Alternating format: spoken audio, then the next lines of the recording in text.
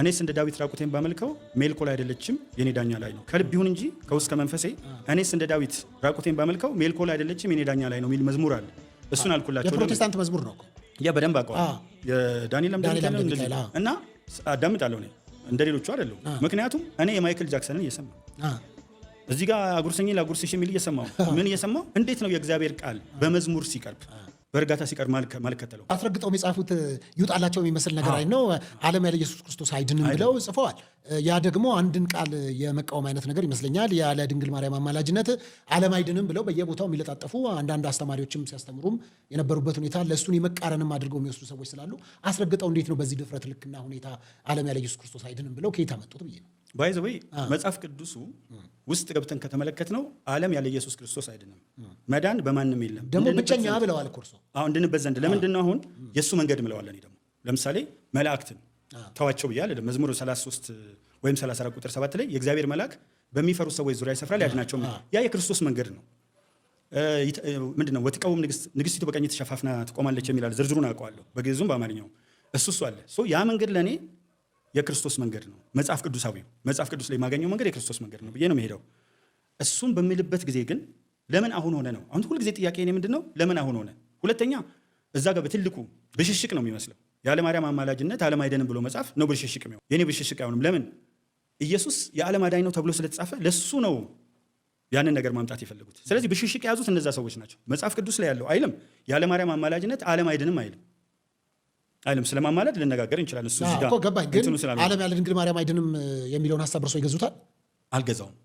ምክንያቱም መጽሐፍ ቅዱስ በክርስቶስ መንገድ ብቻ መዳን ይቻላል ያን አስቀምጧል። የተሰቀለው ክርስቶስ ነው። ከላይ የወረደው ክርስቶስ ነው። የሰውን ስጋ የለበሰው ክርስቶስ ነው። እመቤታችን ቅድስት ድንግል ማርያምንም የመረጣት ክርስቶስ ነው። ስለዚህ የእሱ መንገድ ያደናል የሚል ነገር አለ። አሁን ሞር ወደ ሪሊጂየስ ነገር እንዳይገባ አንገባም። እርሶ በትክክል ስለጻፉና ምንድነው ቀጥታ ስላነሱበት እርሶ ላይ እንደትች ጴንጤን ተቀላቅለዋል ኮንግራጁሌሽን እንኳን ደስ ያላችሁ ብለው የሚባባሉ አሉ። መናፍቅ ሆኗል ምናምን ብሎ የሚሉ ማጣጣያዎችንም ስላየው የተለያዩ አሜን አሜን የሚሉትም ሰዎች አይቻለው። አብዛኛው ክፍቼ ሳያቸው ፕሮፋይላቸውን አንዳንዶቹን ማቃቸው ፕሮቴስታንቶች ናቸው አሜን እያሉት የነበሩ እርሱ። አብዛኞቹ ሌሎቹ ተቃውመውታል። ከዛ አንጻር እርሱ የምንመዘኑበት ነው። እኔ አሁን ፕሮቴስታንቶቹ በትክክለኛው መንገድ ሄደዋል። ምክንያቱም መጽሐፍ ቅዱሳዊ ቃል ስናገር መጽሐፍ ቅዱሳዊ የሆነ እውነት ስመሰክር ያንን ተከትለው ሄዱ። እነዛኞቹ ግን የያዟቸው ውስጣቸው የተበተበ ነገር አለ።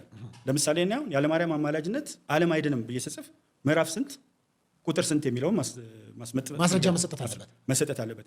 ይሄኛው ማስረጃ ያለውን ነገር ስናገር ለምን ይደነግጣል? ለምሳሌ አሁን የምድር ባለጸጎች አሕዛብ በፊት ይለምናሉ ብቻ ብዬ ጻፍኩበት ነገር አለ። መዝሙር 44 45 ትርጉሙ የተለያየ ሊሆን ከቁጥር 9 እስከ 17 ጠቅሼ ይሄም እሱን ስል ጩኸት የለም። ብዙ ጊዜ አሁን አንድ ጊዜ መጋቢ አዲስ እሸቱ ሲያስተምሩ የሆነ ሰው እንዲህ ካለ ያለ ማርያም አማላጅነት ካለ አጠገቡ ወንጌላውያን ያሉ ማለት ነው ያሉት እና የብሽሽቅ እንጂ የእምነት አይደለም። እኔ ደግሞ አሁን የብሽሽቅ አይደለም። እነሱ ምን ያደርጉታል? የብሽሽቅ ይመስላቸዋል። ግን አንድ ነገር ከጻፍኩ እኔ እስከ ጥግ ነው የምሄደው። ኢየሱስ ጌታ ነው ስል ሲናደዱ ያለ ኢየሱስ ዓለም አይደንም እላለሁ። መዳን በማንም የለም የሚል ጨምራለሁ። እነዚህ አሁን ቃላት ናቸው። ግን ለምን ይናደዳሉ? መጽሐፍ ቅዱስ ከሆነ አንዱ ቃል ከሚወርቅ ሰማይና ምድር ቢያልፍ የሚቀል ከሆነ ታየ ስለተናገረው ነው የሚከፋቸው የሚለው ግራ ያጋባኛል። ግን ፕሮቴስታንቶቹ አጠገቤ በመቆማቸው በጣም ነው ደስ ያለኝ። እንትናቸውንም አሳይተው ይሄ ሶሊዳሪቲ ወንድማማችነት ይሄ መናገር ደስ ብሎናል። ጌታ ይባረክ፣ ጌታ ይመስገን። እነዛኞቹ ግን ይሄው መናፍቅ ሆነ። መናፍቅ ማለት እኮ የካደ ነው ክርስቶስን። እኔ መንፍቅና ኢየሱስ ጌታ ነው ሲባል አሜን የሚል መናፍቅ አለ። ለምሳሌ አሁን መዝሙር አለ። ይሄ ዝማሬ ላይ ሰዎች ከበሮ ይዘው ይሽከረከራሉ።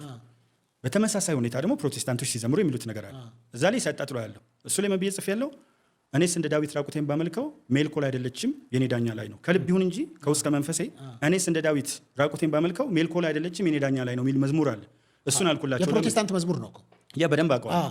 የዳንኤል እንደዚህ እና አዳምጣለሁ። እኔ እንደሌሎቹ አይደለሁም። ምክንያቱም እኔ የማይክል ጃክሰንን እየሰማሁ እዚህ ጋር አጉርሰኝ ላጉርስሽ የሚል እየሰማሁ እንዴት ነው የእግዚአብሔር ቃል በመዝሙር ሲቀርብ በእርጋታ ሲቀርብ ማልከተለው? ሁለተኛ አይልም ቃሉ ነብዩ ዳዊት እኮ አውልቆ ነብዩ እግዚአብሔር ዳዊት ልብሱን አውልቆ ዝቅ ስላለ ነው ሜልኮል ያቃለችው። ግን ምን አጋጠማት ሜልኮል የሚለውን ስታስበው እነዚህ ሰዎች ሜልኮሎች አትኑ የሚልም ጽፌ ነበር። 3 ናቸው ግን በ3 ውስጥ አስቀምጬ ነበር። እና እንዲህ አይነት የብሽሽቅ ነገር እኔ እምነቴን እስቲ መጀመሪያ ልኑረው፣ ሌላው ጋር ሄጄ ጣቴን ከምቀስር የተለያየ ነገር ከማንቋሽሽ እኔ እስክስታ እንዲህ እያሉ እኮ የሚመቱ ከበሮ ይዘው እንደዚህ እንትን የሚለው ያሉ እንዲህ እስከሚወድቁ ድረስ አዙሯቸው ከበሮ የሚመቱ አሉ። የተለያዩ ነገሮችም አሉ።